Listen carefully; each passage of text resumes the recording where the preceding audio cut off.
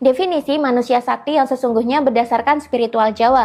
Dalam spiritual Jawa, orang yang sakti sebenarnya bukanlah orang-orang yang punya kemampuan supranatural yang klinik dan mistis. Orang sakti bukanlah orang yang bisa menghipnotis, bisa nyantet, bisa ngepelet, atau bisa punya kodam atau kasih kodam ke orang, apalagi cek-cek kodam. Spiritual dengan supranatural itu sangatlah berbeda. Orang spiritual itu lebih ke arah pencarian hakikat eksistensi, lebih ke arah pencarian hakikat jati diri atau diri sejati, dan lebih ke arah pencarian makna sesungguhnya dari hubungan manusia dengan Tuhan. Spiritual yang sejati ini berfokus kepada pencarian hakikat Tuhan ke dalam diri, bukan malah mencari kesaktian-kesaktian dari luar seperti orang-orang supranatural. Memang sih orang spiritual itu bisa memiliki kesaktian sebagai efek samping. Kesaktian-kesaktian ini bisa muncul sebagai efek dari semakin dalamnya proses spiritual manusia ke dalam dirinya sendiri. Makin manusia mengenali dirinya, makin manusia memahami Tuhannya. Makin mengenali dirinya juga, makin banyak kemampuan-kemampuan super manusia yang muncul. Inilah yang menjadi kesaktian, dan orang yang memilikinya kemudian disebut sebagai orang pintar di zaman dulu.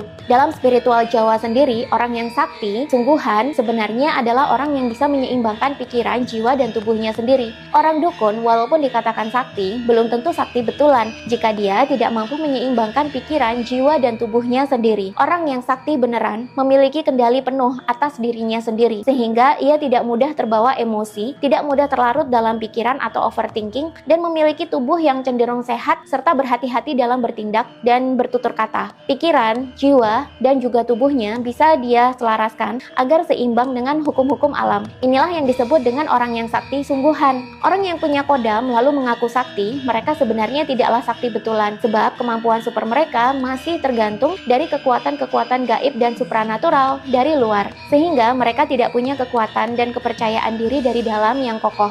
Beda dengan orang spiritual beneran yang kuat dan juga kokoh dari dalam dirinya.